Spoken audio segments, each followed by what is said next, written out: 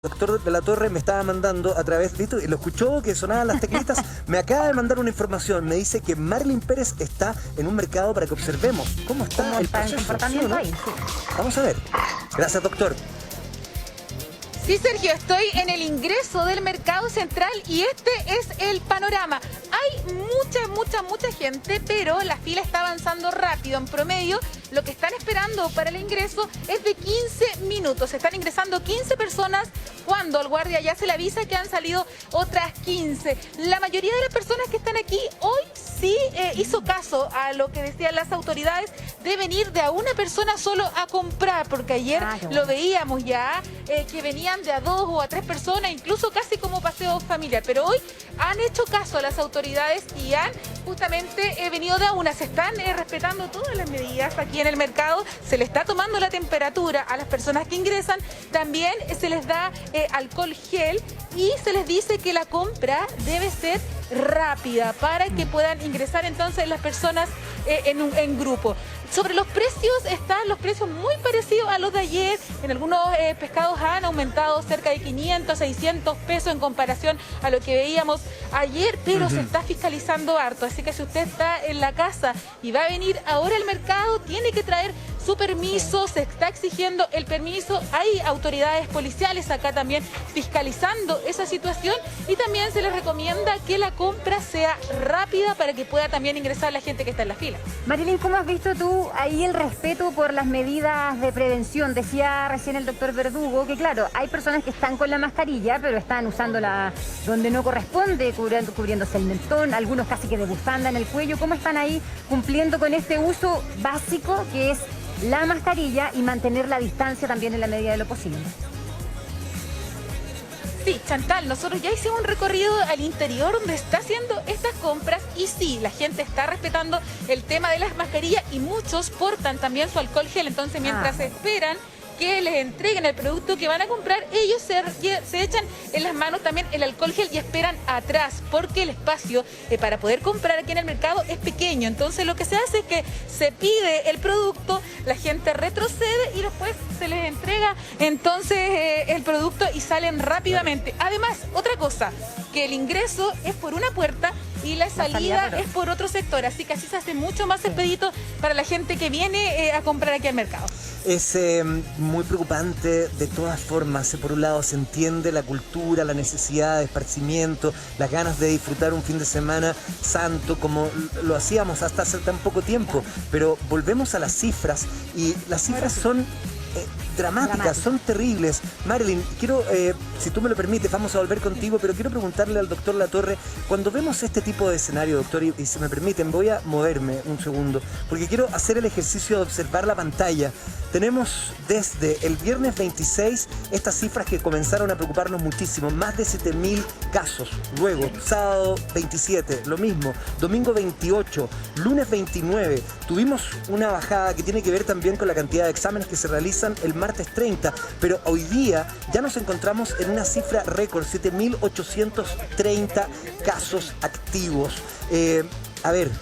Doctor Latorre, estas nuevas medidas lograrán hacer bajar estas cifras o no? ¿Y cuándo?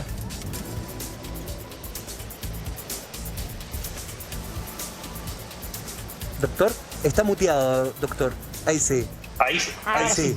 Doctor. Cuando uno ve que el fin de semana pasado, que en la quinta región, con todo el Gran Valparaíso en cuarentena, más del 65% de nuestra población en cuarentena, y sin ningún permiso habilitado, eso fue el fin de semana pasado, y logramos apenas reducir un 40% de la movilidad, Sergio.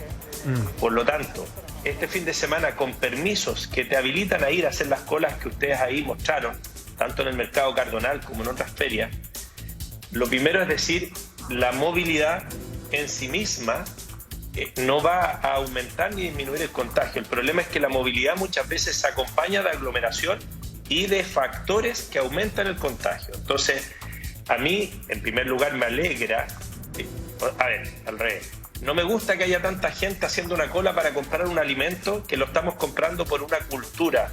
No los critico, no los cuestiono, cada uno tiene sus intereses y sus motivos, sus razones de ser.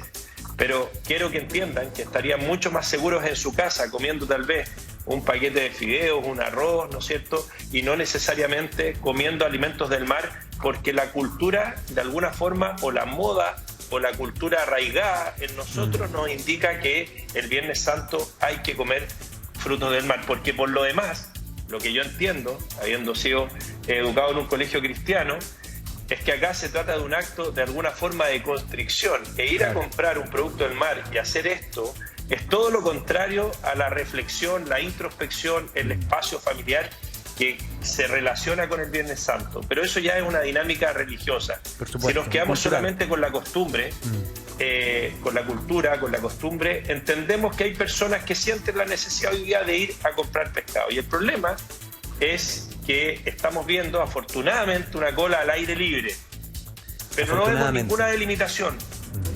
Entonces, fíjate que en algunos espacios la persona toma 30 centímetros, en otro toma 50. Ojalá hubiese estado delimitado el espacio para esperar, que es algo que se supone que hemos insistido tantas veces. Que no cuesta tanto. Segundo, tampoco. No cuesta. Segundo, ojalá que lo que estamos viendo afuera no sea lo que está ocurriendo adentro, porque adentro, con una peor ventilación y con un recorrido que puede durar media hora, una hora, aunque tú estés separado y usando mascarilla, se calcula que al cabo de 4 a 7 minutos tú ya estás respirando aire que otras personas ya respiraron. En espacios bien ventilados, la corriente limpia ese aire y es menos probable que ese aire tenga partículas de virus que otra persona eliminó.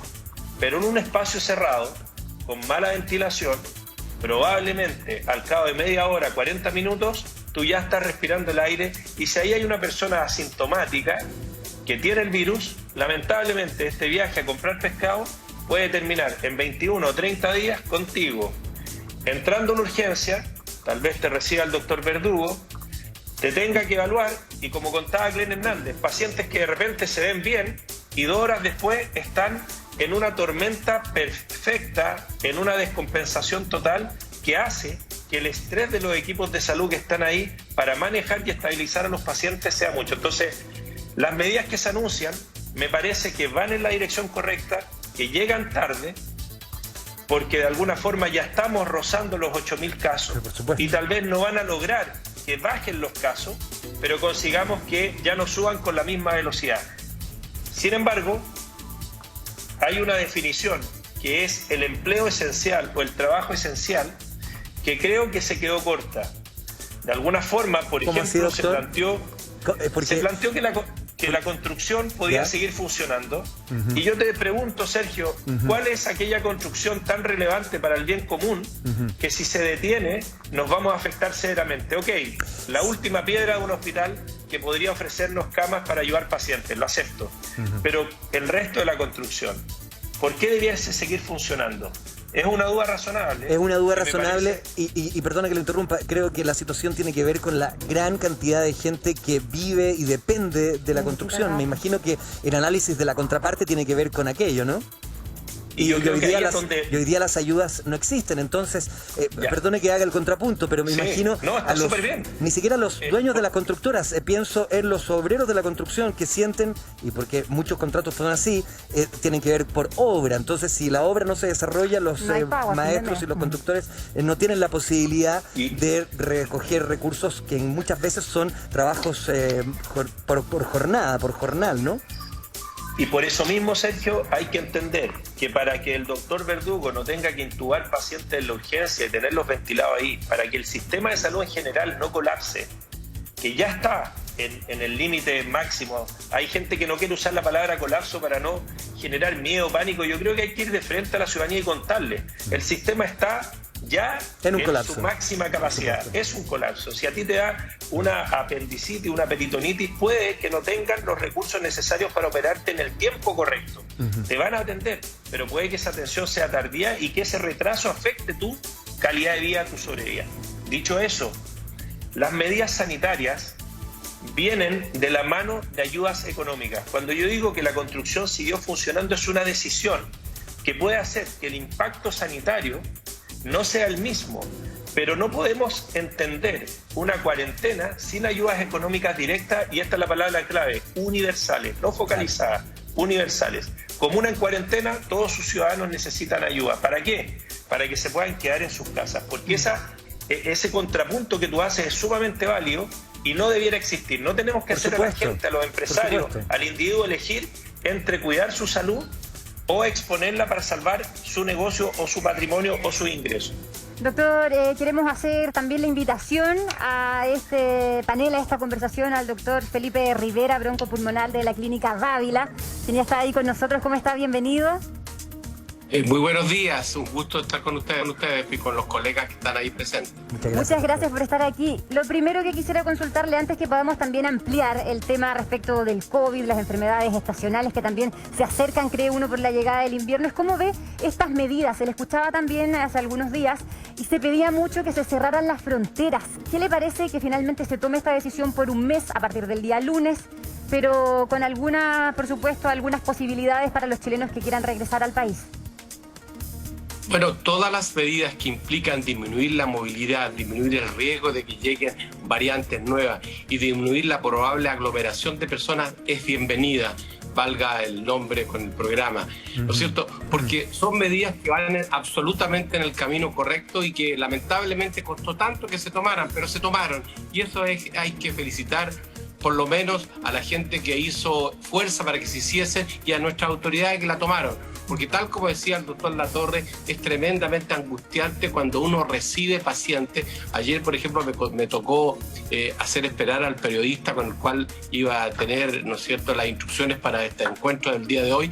Lo hice esperar hasta tarde de la noche porque justamente estaba atendiendo gente. Y todas las familias que atendí ayer, en uno de los lugares que trabajo, no tenían ningún antecedente de haber estado en una comida, ni haber hecho una reunión social, ni nada. Todas ellas o fueron a comprar a un mall, o fueron a comprar a un negocio, fueron a una notaría, y uno de ellos se contagió y toda la familia. Y en este momento tengo pacientes en que toda la familia está enfermo, varios de ellos graves con riesgo de muerte. Entonces, cuando uno ve esas cosas, justamente por lo que no se cumplen las medidas o porque no se toman las medidas adecuadas, da angustia, da rabia, da impotencia, porque tal como el doctor, ¿no es cierto?, Verdugo, uno de repente siente que no está haciendo las cosas que debe hacer porque no alcanza a atender tanta gente.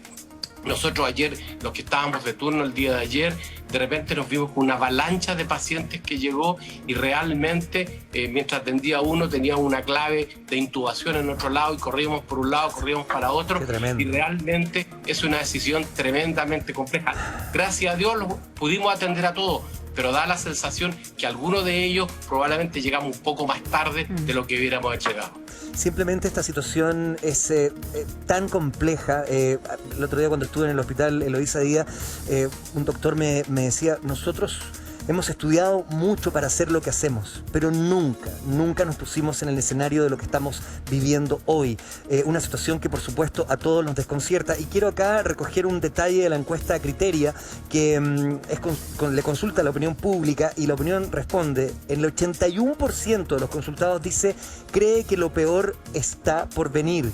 Este indicador subió 12 puntos desde noviembre del 2020.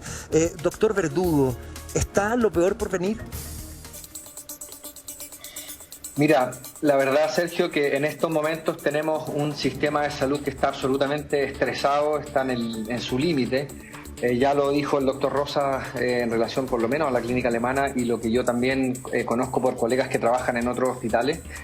Si nosotros hoy en día nos mantenemos con números de cerca de los 7.000, 8.000, en algunos días baja un poco más, pero si nos mantenemos en un promedio de 7.000 casos diarios, nosotros tenemos todas estas medidas nuevas que se van declarando, empiezan a tener un efecto semanas posteriores al anuncio.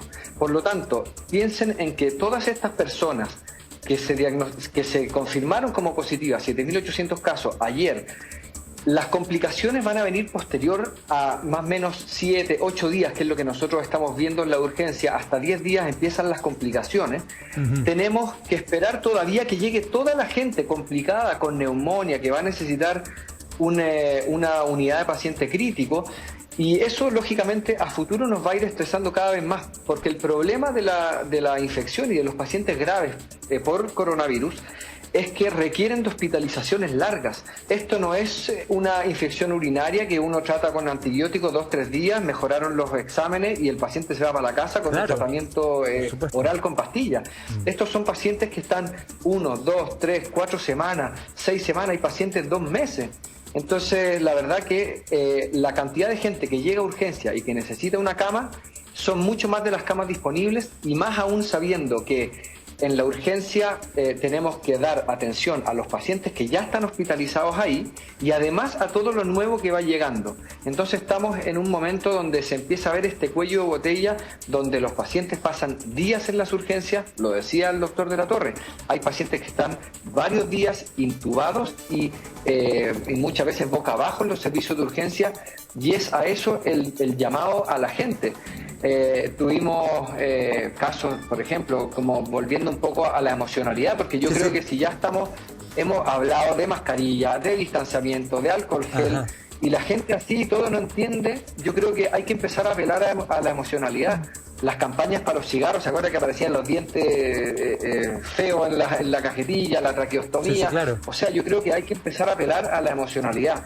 Y a nosotros hemos visto casos que son realmente no sé, impactantes. Gente que estuvo 1 o 2 meses en ventilación. Me recuerdo que los tíos de un amigo, que sus 2 tíos ingresaron al mismo tiempo a la unidad de cuidado intensivo, estaban los 2 intubados, la tía iba mejorando, y un día el tío de él falleció, y a las horas después falleció la tía. Entonces yo quiero un poco apelar a eso, apelar al autocuidado, apelar a la preocupación que genera en el contexto familiar. El doctor Rivera lo acaba de comentar, familias completas enfermas.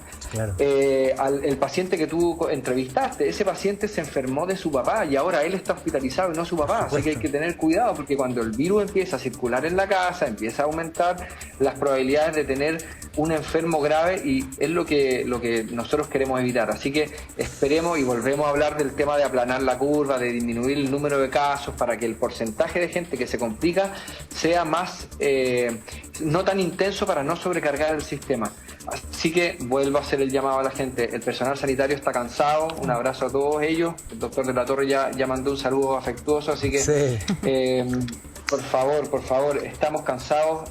Si nosotros estamos haciendo este esfuerzo de poder estar turno tras turno, trabajando de noche, muchas veces no dormimos, desviviéndonos por los pacientes, ¿cómo la gente no va a poder hacer un mínimo esfuerzo de aguantarse por ir a comprar y programarse para hacer una compra, para comprar, por ejemplo, para mí, para mi vecino, y así sale una pura persona de la casa? La gente que está con casos positivos va a necesitar ayuda, porque la gente de ese techo no va a poder salir, porque son contactos estrechos.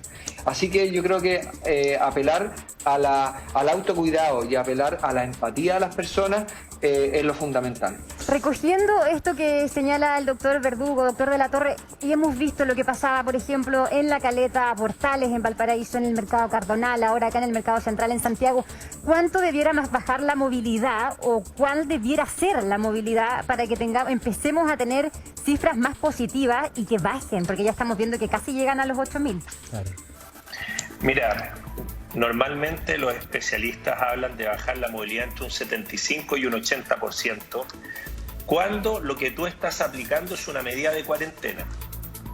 Hay que tratar de explicar que la cuarentena significa encerrar a todo el mundo, porque no hemos podido encerrar a los que realmente tendrían que estar aislados, que son los COVID positivos y sus contactos estrechos. Claro. Pero ya te contaba yo, en los números que les comentaba, que si en un puro día se nos escapan 300 pacientes COVID que no saben que lo son y que no están aislados, la cadena de contagio sigue multiplicándose de la forma que el doctor Rivera lo señalaba, porque esa persona llegó a su casa, en el día salió, circuló acá en Valparaíso, se tomó una micro allá en Gran Bretaña, Playa Ancha, y se bajó en Concón, cerca de 1 hora y cuarto de recorrido en micro con los vidrios empañados. Le pasamos al tiro el dato a todas las personas: si usted se va a subir una micro, abra las ventanitas a los 2 lados del vehículo, porque esa circulación de aire reduce el riesgo de contagio. Él iba con su mascarilla, llegó, trabajó, y resulta que en un momento determinado ve cerca de su pega o donde está el paradero La Micro, un vehículo del plan de testeo de la Seremi. Él no tiene síntomas, pero va y se hace el examen porque le dio curiosidad, porque quiere saber realmente si molesta tanto y si tiene el bicho. Se fue a su casa, durmió con toda su familia, al día siguiente interactuó con la familia, tal vez fue un día viernes y ahora sábado, domingo, y el martes le están avisando que es COVID positivo. Toda su familia ya fueron contacto estrecho. Entonces, primero, la estrategia tiene una brecha, tiene una dificultad si es que la notificación no es oportuna, porque no ganamos mucho testeando, si no puedo informar en el momento más preciso el resultado del test. Pero como estamos vueltos locos por los números y somos un país numerista, nos encanta el número, pero no vamos a la profundidad de lo que el número implica, tenemos 30.000 testeos en nuestra región, pero todavía tenemos que de esos 30.000, por lo menos 4.000, 5.000, no se informan los resultados a tiempo. Entonces, de alguna forma, tenemos que entregarle los recursos a la Seremi, que no los tenía antes de esta crisis, para que puedan contratar y puedan disponer de más unidades de trazadores. Ahora, ya lograron informarte a tiempo y ahora tú, y aquí viene la pregunta, ya no sigamos culpando al de afuera, ahora nosotros. ¿Somos capaces de recordar con quién estuvimos en los últimos 4 días y todo el recorrido de las actividades que hicimos? Difícil. Y ahí surge una gran pregunta, Sergio, Chantal, y los colegas, que yo no sé por qué no lo hemos hecho. El iPhone ya lo tiene en su último sistema operativo, no está habilitado en Chile, pero las empresas de telecomunicaciones tienen la posibilidad de tomar tu número de celular y decirnos cerca de qué otros móviles estuviste en los últimos días. Eso no es tecnología de ficción, eso existe, es real, y eso no se ha habilitado. Si a ti te habilitaran esa función y a ti te llegara un mensaje de texto que dijera, de acuerdo a las antenas de telefonía, usted el día miércoles estuvo cerca de un paciente COVID, le sugerimos hacer aislamiento preventivo por 11 días, en breves horas le llegará su licencia médica o su subvención para que pueda quedarse en su domicilio. Vamos a hacer... nosotros... Perdona que te interrumpa, lo que pasa es que el otro día me conecté con una persona a través de Instagram que me comentaba que está importando anteojos que tienen cámaras y que además tienen sensores térmicos y que en muchos países se están ocupando estos sensores térmicos para ingresar, por ejemplo, a un vagón del metro y poder observar quiénes pueden ser eventuales posibles contagios. Es un tema que sin duda debiésemos preparar algún tipo de nota o algún tipo de reportaje porque es una señal muy interesante que podría ayudar a la prevención.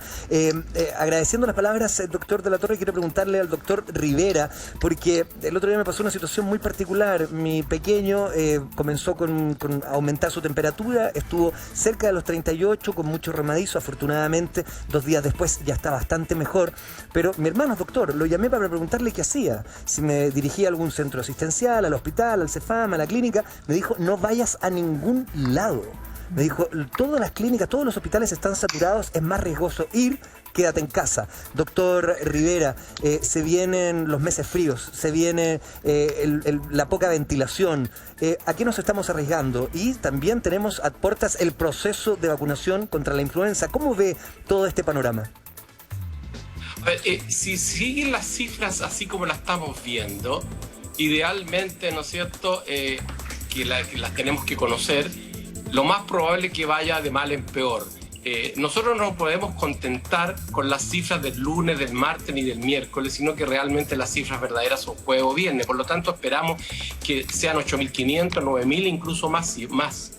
A medida que va bajando la temperatura, suceden varios fenómenos. Primero nos llegan los virus estacionales, respiratorio sincicial, influenza, adenovirus y todos los virus que provocan cuadros respiratorios. Pero por otro lado, la gente tiende a estar más junta, tiende a cerrar la casa, tiende a tener menor ventilación. Y la mala ventilación es el enemigo público número 1, ¿no es cierto?, de los seres humanos en términos de infecciones virales y bacterianas. Por lo tanto, esperamos que la situación, si no la controlamos ahora, sea peor. Usted, por ejemplo, decía lo del metro. Los lentes. Yo creo que eso está bien, pero sería mucho mejor que no toda la gente viajara en el metro al mismo horario, sino que nadie entiende por qué no todas las empresas tienen que entrar a la misma hora, así como no todas las empresas tienen que estar trabajando y dar, como decía el doctor de la Torre, ¿no es cierto?, una ayuda social determinada, puntual, universal a todo el mundo. No tendría por qué todo el mundo dejar el metro, en la micro, ni en ninguna cosa. No tendría por qué haber entrado al colegio, no tendría por qué haber misas. Entonces, indudablemente tenemos que trabajar las cosas antes de que ocurran los fenómenos y no andar comprando lentes para ver cuando ya el fenómeno está ocurriendo. Tiene toda la razón, doctor. A ver, y ese análisis y ese diagnóstico lo instaló el MinSal y sin duda el Colegio Médico desde los primeros días de la pandemia. Es necesario y urgente una ayuda universal para la gran población, porque si no, esto va a derivar en lo que estamos viviendo hoy en día. Hemos visto todo tipo de discusiones, hemos visto candidatos, senadores, diputados, al mismo gobierno, enfrentados en una dialéctica. Por un lado, la focalización y por otro lado, la ayuda universal. ¿Qué es lo que no estamos entendiendo desde el aparato institucional que permita que efectivamente esas ayudas lleguen como corresponde, según su impresión? A ver, yo no soy político, ni soy senador, ni estoy en la autoridad de salud, entonces, ni económico, por lo tanto, me es difícil entender. Yo soy médico, y médico, ¿no es cierto?, que trabajan en relación con unidades de intensivo, soy jefe de un servicio. Entonces, uno no entiende que la salud siempre, si bien es cierto, no es la única razón de la preocupación, sin salud no hay nada más.